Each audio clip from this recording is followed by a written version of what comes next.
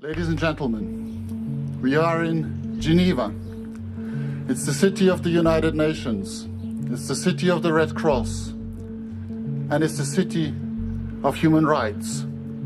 I'm standing here next to Edward Snowden, Julian Assange, and Chelsea Manning. The truth is, all of them are being persecuted, mistreated, and demonized for one thing and one thing only: for having told the truth, the whole truth, and nothing but the truth about the misconduct of Western democracies.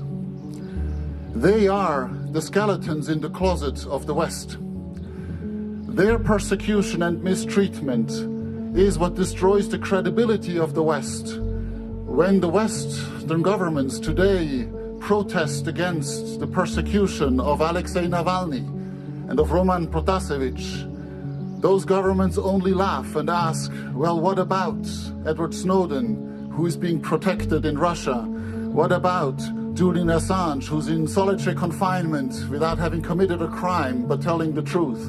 What about Chelsea Manning, who is being persecuted to the point of almost dying in an attempt at suicide? Whistleblowers and journalists that publish those informations are inconvenient truth tellers.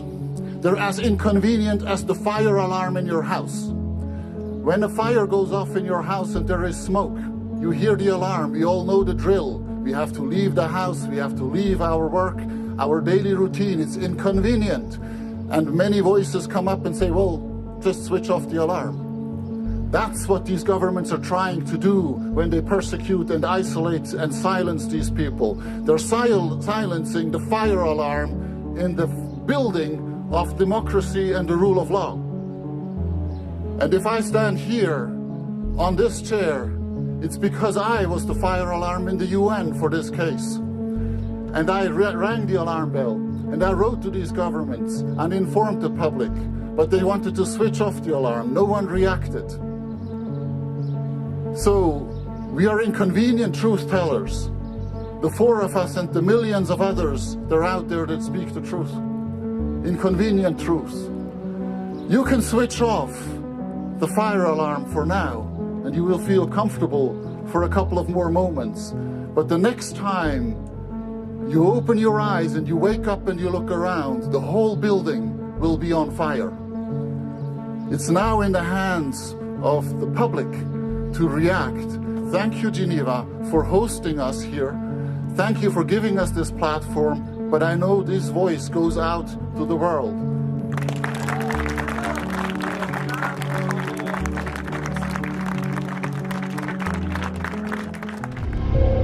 Well, first they are getting Julian, then they will get you, me, everyone.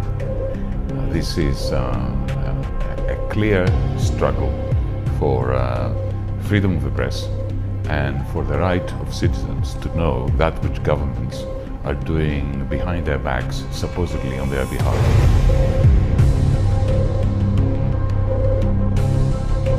The circumstances in which he is held in there are an affront to civilization. So I think this case is absolutely devastating, horrifying, and wide-reaching implications for press freedom and journalism as a whole. And unfortunately, people have already made up their mind about Julian Assange. They're not taking a stand the way they should be. He is being punished, as is Julian Assange and Edward Snowden, for releasing the truth. Every single human right of Julian's has been arbitrarily broken. Distortions of procedure, falsification of witness statements, the lot, the whole rotten lot of it.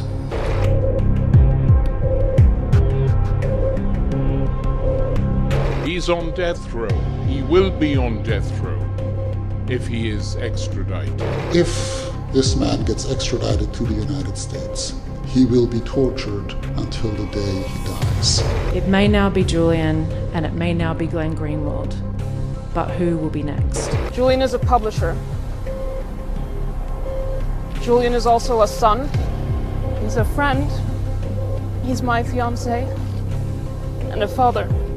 Julian needs his freedom, and our democracy needs a free press. Yes, it is about Julian Assange, but it is much more also about all of you and your children and your families.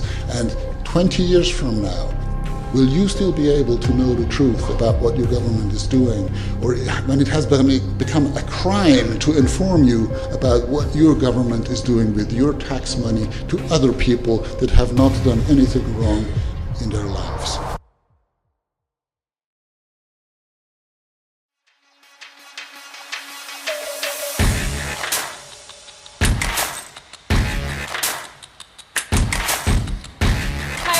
I'm Taylor Hudak with Activists in Munich. I'm in London outside the Old Bailey courthouse.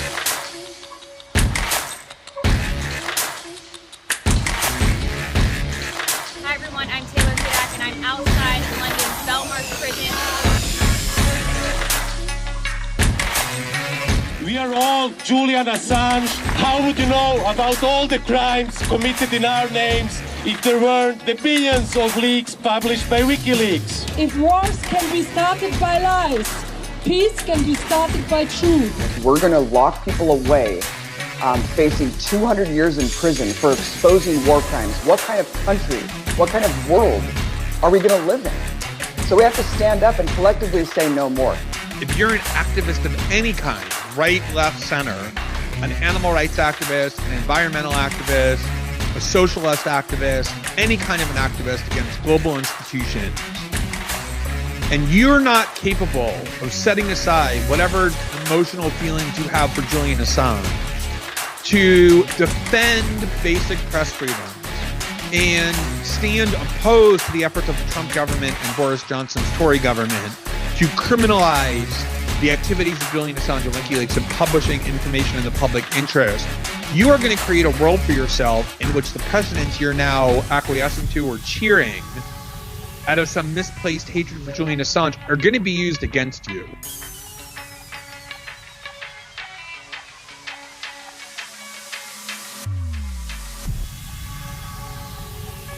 When you're in a dark room, one person switching on the light will make everyone see, right? Don't look for the light somewhere else. Go and switch it on yourself. We should all thank Julian for his courage and integrity in providing us with this precious gift at great cost to himself, much to our shame. Think about the opportunities that you have, right?